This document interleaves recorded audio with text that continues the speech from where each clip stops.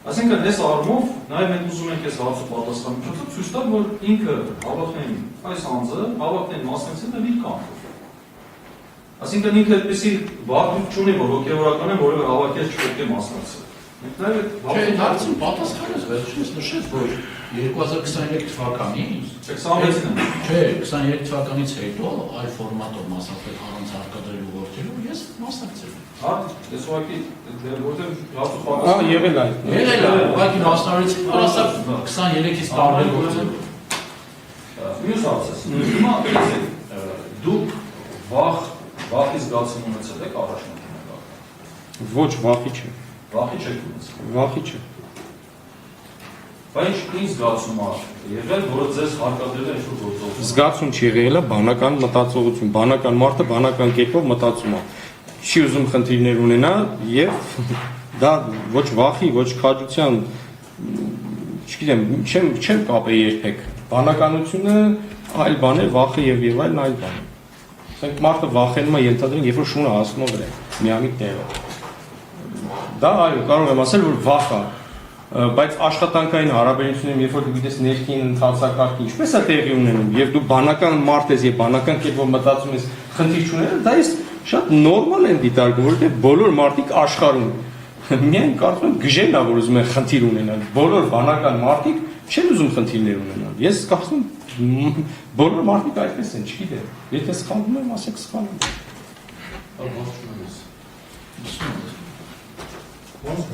Դուք ձեզ ուժով համարում Այո, այս բանին այո։ Տուժել եմ նայից, որ ես գնացել եմ մի վայր, որտեղ որ չեմ ցանկացել լինել։ Որտեղ իմ համայնքում կային մարդիկ, որ այլ մտածողություն ունեին եւ դա ինձ համար տաճ էր, որ մարդիկ հարցնում են ինչու։ Մենակ դա է։ Դա ինձ համար հոգեվորական համար դա բավարար բան։ Ուրիշ հարց կա, որ ուրիշ հարցներ եք ուժով համարում ձեզ։ Ուրիշ ինչպիսի հարցի են տա։ Այս բանը դուք ուժով եք գործող, ասում են, որ դուք ինչ-որ բանից ուժով եք, ուսում հասկանում դուք ընդհանրապես այս գործի շրջանակում ինչն է, որ դուք ուժով եք ձեր պատկերացնում։ Ես ասացի, որ գնացել եմ սուդա։ Տեսեք, մեր գործընկերոջ հարցին պատասխանեցիք, որ խնդիրներ կարող անեն։ Ինչ ավելի մանրամասն կասեք, այդ ինչ խնդիրներ։ Ենթադրենք նկատողություն 21 դա բավարար չի։ Վերաբերմունքի փոփոխություն, բացասական վերաբերմունք։ Ենթադրում կարգալույց, բայց չէին, դա հաստատ չէ, որ ենթադրում կարգալույց։ Կարգալույց դիմելը չլինելը։ Շատ ուղիղ հաջորդ հարցը սենց պարզաբանումն է լինելու։ Ես չեմ ուզում այդ պարզաբանումը տամ, հետո այդ հարցը տամ։ Սենք ընդհանրապես մարդ վախենում է, որ կարգալույց է լինելու, օրինակ։ Հիմա կարգալույցը թե չէ։ Ասենք ինչ կասկը չբռնող գործին չվերաբերող։ Ասենք բացարձակ որևէ հարց չընկնում, խնդիրը որովհետեւ նա չվերաբերում գործին։ Պատասխանում։ Ինձ հիմա այս կարգալույց չեմ համարում, որովհետև դատական process ընկանում իմ կարգալույցության հետ կապված, եւ երբ որ վերջնական որոշում կլինի, այդ ժամանակ ես այդ հարցին կպատասխանեմ, համարում եմ թե չէ, բողոքարկում եմ թե չէ, բայց այս բանի process է գնում։ Եկեղեցին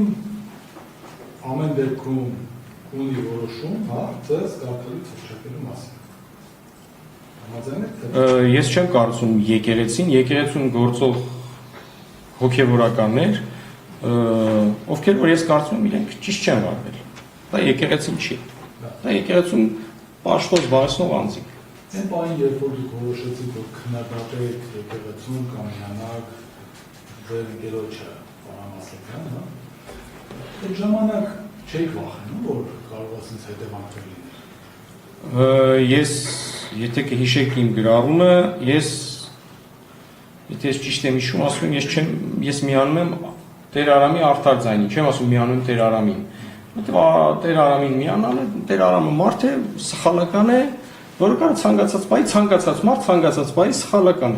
Եվ ես միացել եմ Տեր Արամի արդար ձայնին։ Այսինքն այն ինչ որ ես համարել եմ ինքը ճիշտ է բարձրաձայն է, ես իմ Facebook-յան էջում գրառում եմ կատարել եւ վերջ։ Այս Այսինքն դուք ասացիք, որ ինչ որ ասում ով Տեր-Արամը ճիշտ է ասում։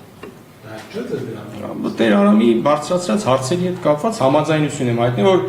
այո, եկեղեցում կան խնդիրներ եւ